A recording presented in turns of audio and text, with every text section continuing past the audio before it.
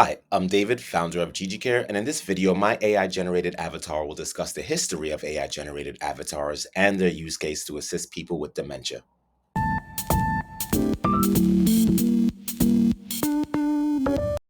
The concept of avatars, digital representations of individuals, has existed for some time. Still, the development of AI-generated avatars has taken this idea to a new level.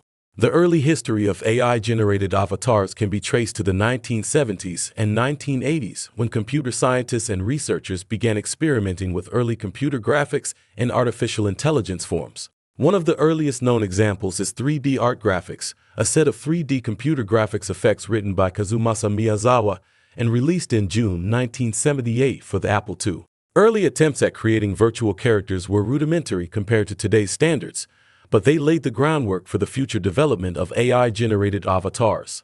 As computing power increased and AI algorithms became more sophisticated, the capabilities of AI-generated avatars also expanded. In the late 1990s and early 2000s, we saw the emergence of AI-powered virtual assistants and chatbots, which represented an early form of AI-generated avatars. These virtual characters could interact with users in a limited capacity and perform basic tasks.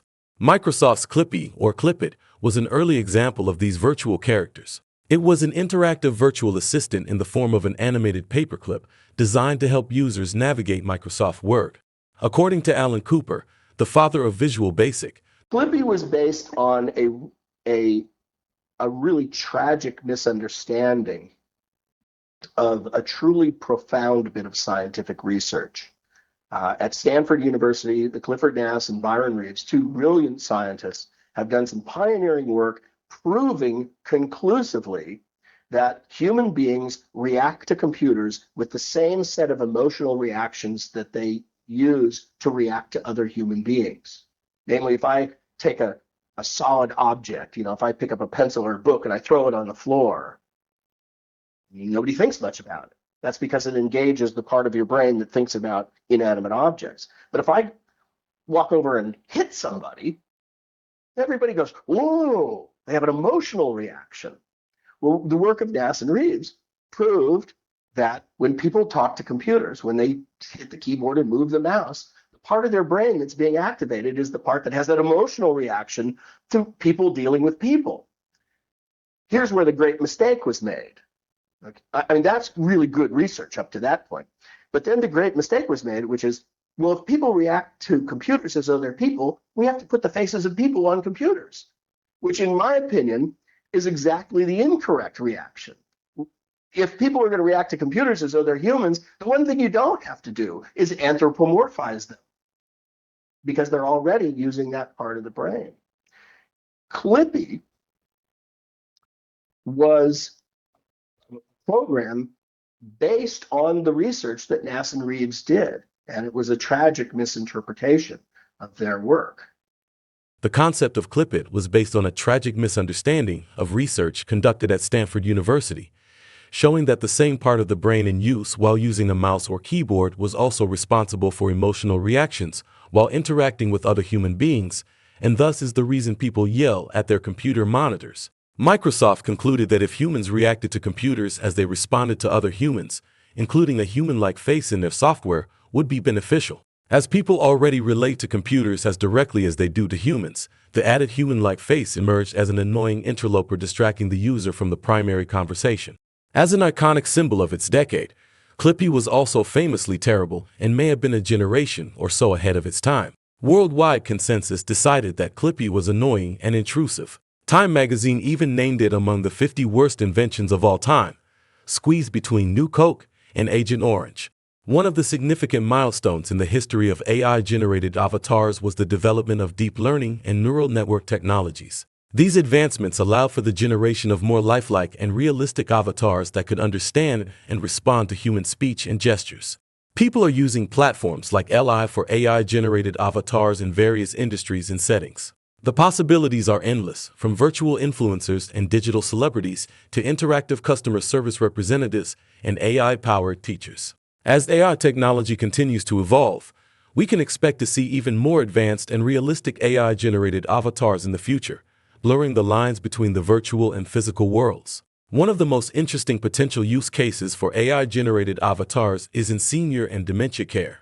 According to the Organization for Economic Cooperation and Development, OECD, dementia is on the rise around the world. In the 38 OECD member states, there were 15.7 cases of dementia per 1,000 inhabitants in 2021, but by 2050, almost 30 in every 1,000 people is expected to be living with dementia. NTT Data, a Japanese multinational information technology, IT service and consulting company headquartered in Tokyo, is testing whether avatars can stimulate dementia patients. Thomas Normark, the global head of innovation at NTT Data Business Solutions, wrote about the dilemma facing his family when his grandmother, who battled dementia, asked about her deceased husband every morning. These experiences led them to think about how the memory of a dead person could be brought back. The Living Memory Project, a collaboration between NTT Data and Massachusetts Institute of Technology, MIT, was created to improve the quality of life of dementia patients in their final years and stimulate their memory to slow the progress of their symptoms. David started GG Care to improve the lives of people with dementia and their carers with readily available smart home technology after seeing Amazon Alexa's positive effect on his grandmother. DG Care's Alexa-powered virtual dementia care companion simplifies everyday tasks through interactive reminders. Carers can use GG Care's web interface and Alexa skill to provide interactive reminders for their loved ones. The interactive reminders simplify the complexity of tasks by breaking each task into easily digestible steps with a series of questions, prompts, and hints, just like their caregivers would. Hello, Debbie. It's almost time to go to the dentist. Do you know where your umbrella is located?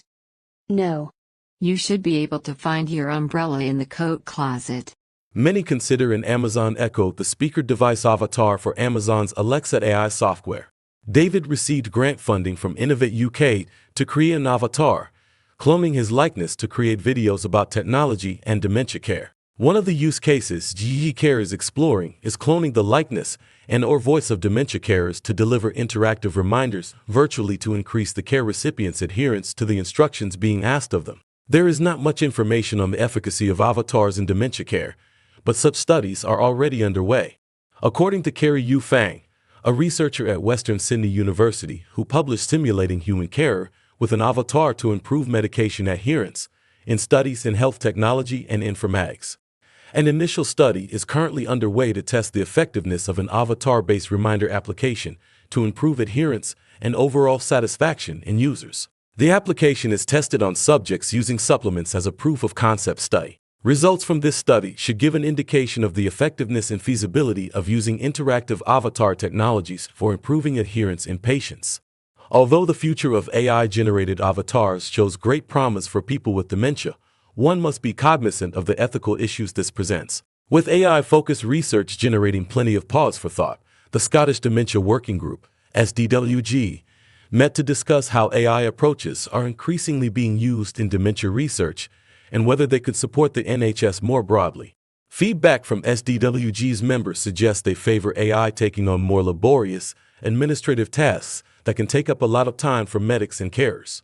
However, the overwhelming feeling among the group is that AI should never and could never replace human-to-human interactions. There was also concern that avatars could symbolize a degree of deception, because they give the impression of a real person being present, complete with a representation of their face, voice, expression, and pre-programmed knowledge. And it may not always be possible for people with dementia to distinguish reality from perception.